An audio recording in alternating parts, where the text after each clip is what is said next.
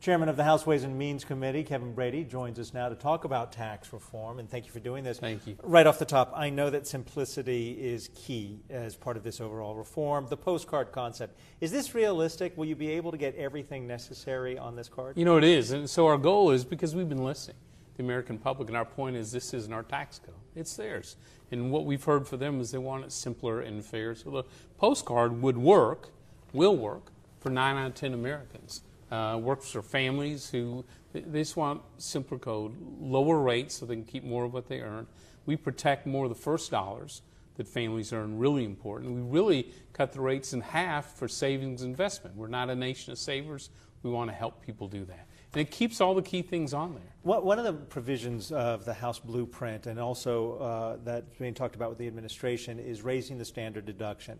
Under the House blueprint, I believe it's $12,000 for an individual, $18,000 individual with a child, $24,000 for a married couple. Doesn't that, though, defeat the purpose of like the charitable tax deduction or the mortgage interest tax deduction, which would still be in the reform package? Because the concern is if people take the standard deduction, you remove the incentive for the others. Yes, so doubling the standard deduction is really important because it protects more of the first dollars families are really important for young couples starting out, middle-class families where every penny matters, those empty nesters getting ready for retirement. We think that's important, and it simplifies the code. What we do know, fewer Americans will have to itemize. They'll get their tax cuts without having to do that. But we are looking with fresh eyes on how can we reward home ownership at every income level, whether you itemize or not. We're looking and met with charitable organization leaders this week here in the Capitol on new ideas on how we can encourage more charitable giving across the board early in life and continue to help people to grow. So yeah, I think there's some great ways we can do both. But through tax incentives? Because I thought the whole idea was to get away with what they called in 1986 tax code socialism, which was rewarding some to the detriment of others. And you know, even maintaining the mortgage interest deduction, I realize politically it would be impossible to get rid of it, but it really does benefit fewer and fewer Americans as you go up. It's at the upper ends of the income scale where you get. Well, it does, and one of the questions we're asking Americans is, do you want to keep hundreds of special provisions for some, or lower rates for everybody? And as we are listening to Americans, their home is usually the biggest investment they make, so that mortgage interest deduction or some type of across-the-board approach has a lot of support. Same with charitable giving as well. And so what we've asked, bring us your best ideas on how to actually encourage more of that. Well, let me ask you about this. You've been a big proponent that this has to be revenue neutral, this tax reform. How do you pay for this tax reform without something that Paul Ryan has been in favor of, you as well, the border adjustment tax? And he actually said recently that regardless of whether the BAT is included in a tax reform bill or not, is there a chance it would not be? Well, two thoughts. On the first, we think permanence matters, whether you're a business thinking long-term or you're a family. And so balancing tax reform in the budget allows us to make it permanent. We think was critical to the Reagan reforms. We think critical again. Secondly, as we look at some of these bold ideas, especially on border adjustment, which basically solves the problem of American companies moving jobs and headquarters overseas, more importantly, creates a huge incentive to bring those jobs and plants back home to America. That's one solution. We're working with the Trump White House and tax team and the Senate Republicans as well on are there other solutions that could accomplish that as well. So no decisions have been made, but we continue to work the problem. It's important when you say other solutions, because I'm just going to throw out there that, for instance, the administration has said they don't think a BAT would work, and even the Senate, Orrin Hatch said in an interview with us he doubts it would work. So I'm not saying give up on BAT, but what are possible other solutions? Because you also want to stop inversions, U.S. companies going overseas to take advantage. You do, and rates alone, lowering them, which we do, lowest rates for business in modern history. That alone won't keep them from moving overseas. Our competitors go lower. We have to redesign the way we tax so our companies can compete and win anywhere in the world, especially here at home. So if a border adjustment isn't politically ready or needs more study, we have to find a solution. So we're looking at a number of proposals from the past as well as new ideas on how to tackle that problem. Can you share with me what some of those proposals from the past are? And I just want to add to that, would shifting to a territorial tax system be sufficient to recapture the trapped cash, the $2 trillion overseas, to bring it back? So yes, territorial, in other words, not taxing worldwide, not taxing American companies for bringing their earnings and profits back to be reinvested here in America. We think that's critical to a modern tax system, but that alone won't stop U.S. companies from leaving. That's why we continue to just have, I think, really productive discussions with the White House and the Senate on how best to do that. But look, nothing's been eliminated. We're focusing very hard. I'm really confident we'll solve this. But what are the proposals from the past to help keep tax dollars in the United States and not flowing overseas, the companies overseas? What are those? Well, I think the Senate has been visiting a lot about some of the proposals in Dave Camp's draft on international taxation from the past. But there's also a lot of fresh discussion now on how best to do this. The reason it's fresh, the world has changed. Our competitors are they know America has stranded profits overseas. Other countries, Europe, for example, is trying to grab those profits. And so we know that we need to be looking at this with some fresh eyes. I want to talk about business tax, corporate tax. The administration has proposed 15%. House Blueprint's 20%. Orrin Hatch has said 20 to 25%. Last time we did this in the 80s, they actually determined at Treasury you couldn't have a corporate tax less than 33, 34% and keep the bill revenue neutral. What's changed? Can it really be as low as 15, 20, or 25%? No, it really can. And I think that's critical that we get as low as we can. President Trump has recommended 15. We recommended 20.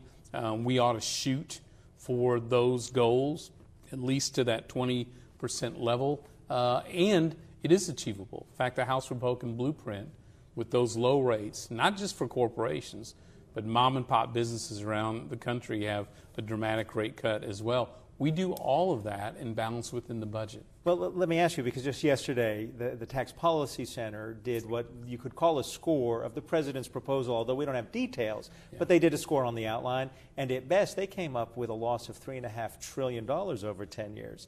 How do we pay for that if that's accurate? Yeah, so we are bringing the best solutions to the table. The president and his tax team, their ideas, House Republicans with our blueprint, Senate Republicans as well. At the end of the day, because our businesses have told us, look, we get once a generation chance to become competitive again. So go bold, go permanent, and go now. So that permanence is really critical. But for instance, small business dropping the tax rate that a sole proprietorship might or pass-through might be paying at 44% down to 25%.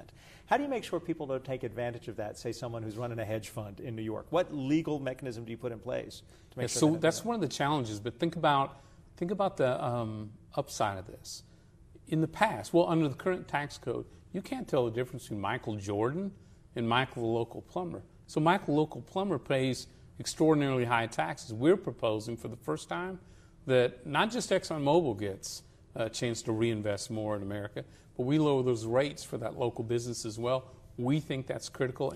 And working with Treasury and the Senate, I think we've come up with some good ideas to make sure it really does apply to that small business person. But there is a legal mechanism where you can make sure that so the through hedge the fund tax code, absolutely. Yeah. Well, let me ask you this: expensing.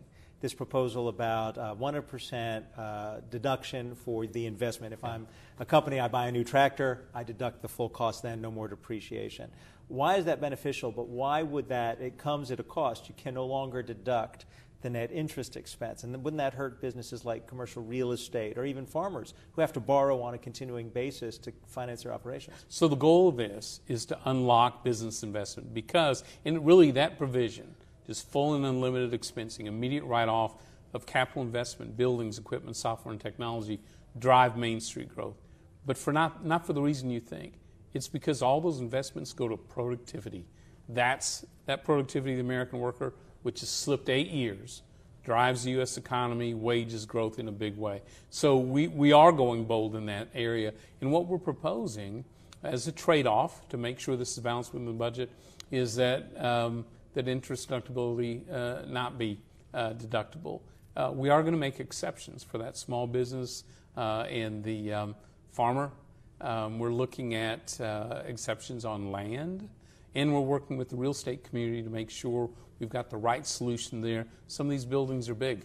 We don't want to create the wrong incentives. And so I'm confident we're going to get that right. So when I report that expensing is still a part of this, and everyone's in agreement, the Senate, the administration, and you, the House, all agree expensing should be a part of this, no more, what do they call it, deferment of the deductions. Yeah, so expensing is very much a key part of our discussion. No decisions have been made yet. We're continuing to work together in that area. But I think general agreement, unlock investment in a bold way, yes. And would I be incorrect when I report for the commercial real estate community that, wow, they're going to get rid of the net interest deduction, that some form of deduction would still exist for the large commercial real estate enterprises or the small, business that relies on that kind of financing? So, no decision's been made by the White House and the Senate and the House on that specific issue, but I know that we're bringing ideas to the table in these discussions regarding commercial real estate. And I'm confident at the end of the day we'll get that right.